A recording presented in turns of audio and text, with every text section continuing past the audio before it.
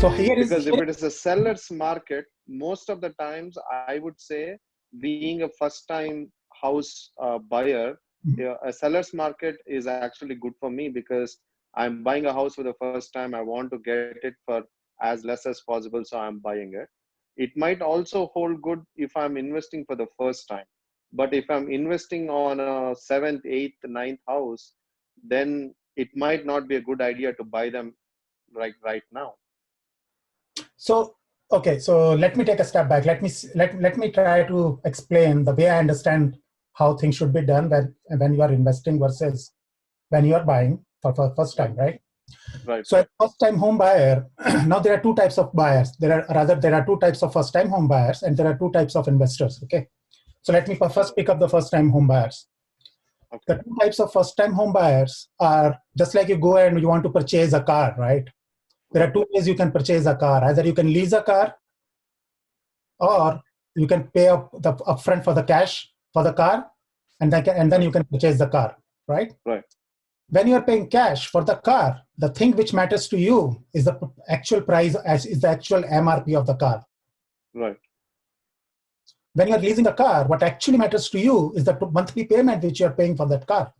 You're not really concerned about the price, actual MRP of the car. You are really concerned about how much monthly I'm going to pay.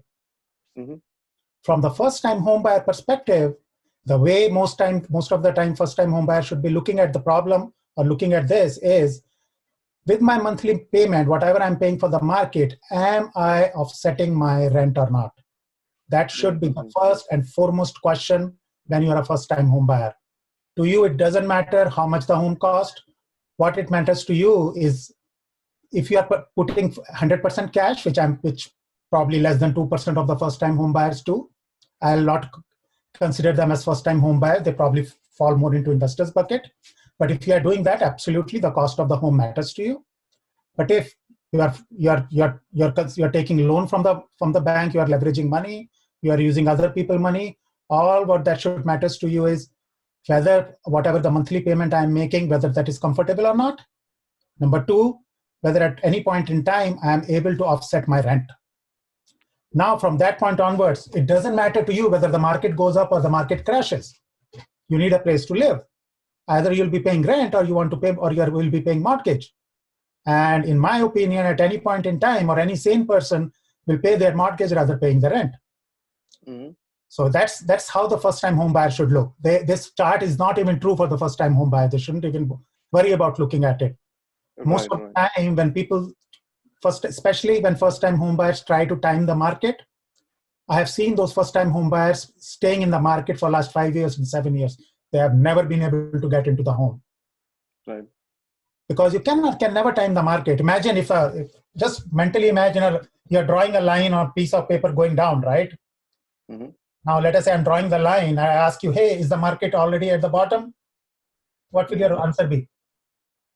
You say, I don't know. Now, I don't know. Now, I don't know.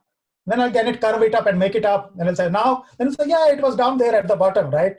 You can never time the market. You only know that the absolute high or the absolute low when you have changed from that position, right?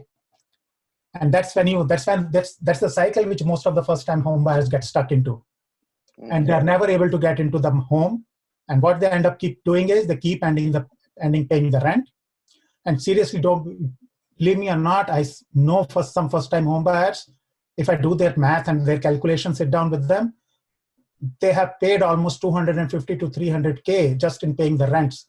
And if they were to take that money and put it towards their home, they would be sitting on almost $500,000 positive equity in their home, right? That's true. So I don't know whether I answered your question. It was a long answer, but that's how I look at it.